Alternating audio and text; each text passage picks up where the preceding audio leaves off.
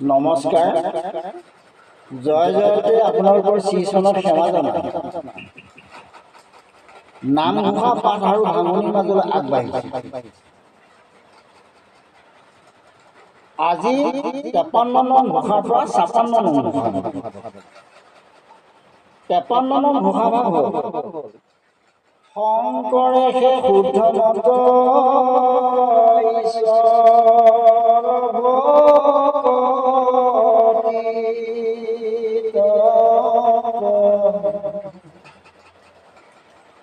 পচাইলা শাস্ত্ৰসাৰ জানি তাহাক নাজানি মোৰে জীৱিকাৰ পুৰে আপোনাৰ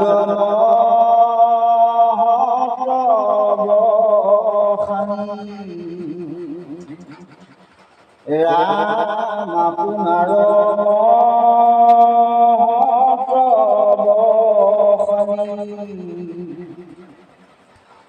শংকৰে হে শুদ্ধ মত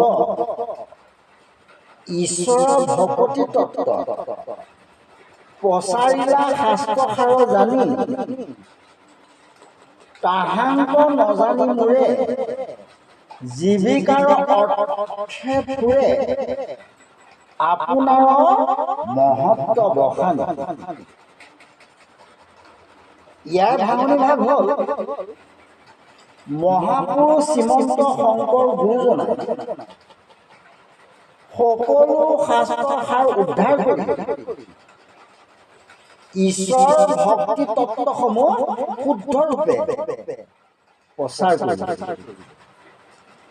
সেই তত্ত্ব নজানি কিছু লোকে জীৱিকা অৰ্জনৰ আশাৰে নিজৰ মহত্ব বখানি কৰে। আকৌ কৈছো মহাপুৰুষ শ্ৰীমন্ত শংকৰ গুৰুজনাই সকলো শাস্ত্ৰৰ সাৰ উদ্ধাৰ কৰি ঈশ্বৰ ভক্তিৰ তত্ত্বসমূহ শুদ্ধ ৰূপে প্ৰচাৰ কৰিছে। সেই তত্ত্ব নাজানি কিছু লোকে জীৱিকা অৰ্জনৰ আশাৰে নিজৰ মহত্ব বখানি কৰে। এতিয়া আমি 54 নং ঘোষা ভাগ। 54 নং ঘোষা ভাগ হ'ল শংকৰে সংশয় চেদি শাস্ত্ৰত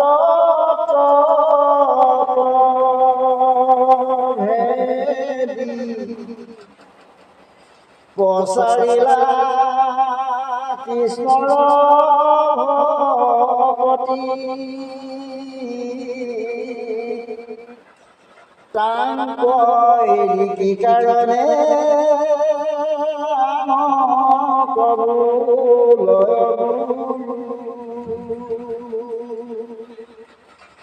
কিনো লোক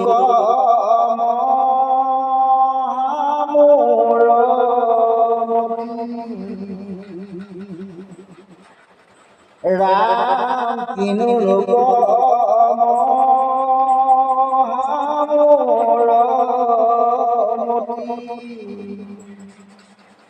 শংকৰে সংশয় চেদি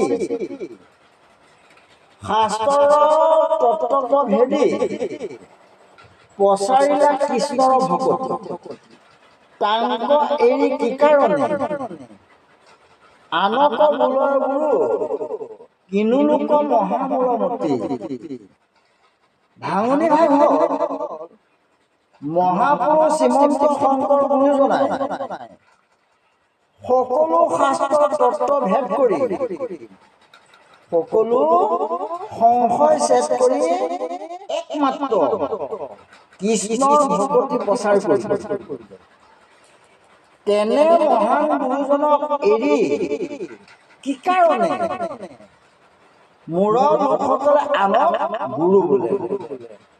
আকৌ কৈছো মহাপুৰুষ শ্ৰীমন্ত শংকৰ গুৰুজনাই সকলো শাস্ত্ৰ তত্ত্ব ভেদ কৰি সকলো সংশয় শেষ কৰি একমাত্ৰ কৃষ্ণৰ ভকতি প্ৰচাৰ কৰিলে।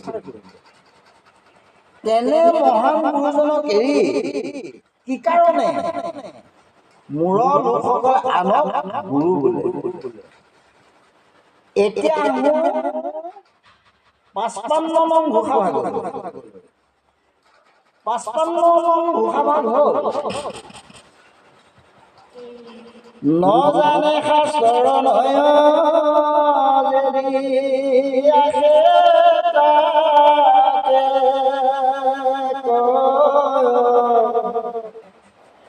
চেদিবা নপাৰে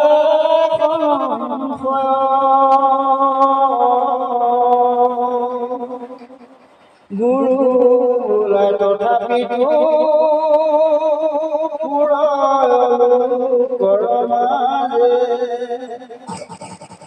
মাইনস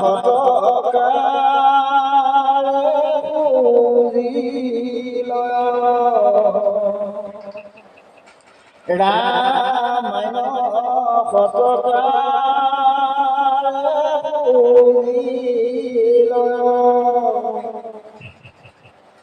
নজানে শাস্ত্ৰ নয় যদি আহে তাকে কৰ চেদিবাক নপাৰে সংশয় গুৰু বোলা তথাপিতো সুৰৰ লোকৰ মাজে মান্য শতকাৰে খুজিল। ভাঙনি ভাগ হ'ল যি লোকে শাস্ত্ৰৰ নীতি নাজানে তেওঁলোকে শিষ্যৰ কোনো সংশয় শেষ কৰিব নোৱাৰে। নিজ অভিৰুচি অনুযায়ী মুখত যি আহে তাকেই কয়। তথাপিতো তেনে লোকে গুৰু বোলাই লোক সমাজৰ পৰা মান সৎকাৰ খুজি লোৱা দেখা যায়। আকৌ কৈছো যি লোকে শাস্ত্ৰৰ নীতি নাজানে তেওঁলোকে শিষ্যৰ কোনো সংশয় শেষ কৰিব নোৱাৰে। নিজ অভিৰুচি অনুযায়ী মুখত যি আহে তাকেই কয়। তথাপিতো তেনে লোকে গুৰু বোলাই লোক সমাজৰ পৰা মান সৎকাৰ খুজি লোৱা দেখা যায়। এতিয়া ৫৬ নং ঘোষা ভাগ ৫৬ নং ঘোষা ভাগ হ'ল বচনেতে বল মাত্ৰ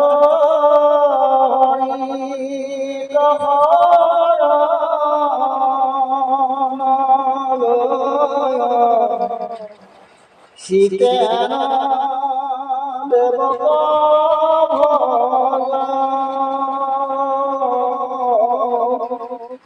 জানি বাহা কদাচিতো নলভ হৰি তাৰ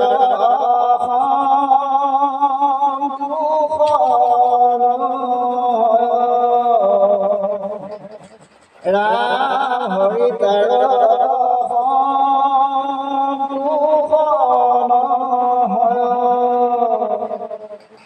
বচনে কেৱল মাত্ৰ হৰিত শৰণ লয় চিত্তে আন দেৱক ভজ জানিবা কদাচিতো সিদ্ধি সিটো নলভ হৰিত আৰু সন্তোষ নহয়।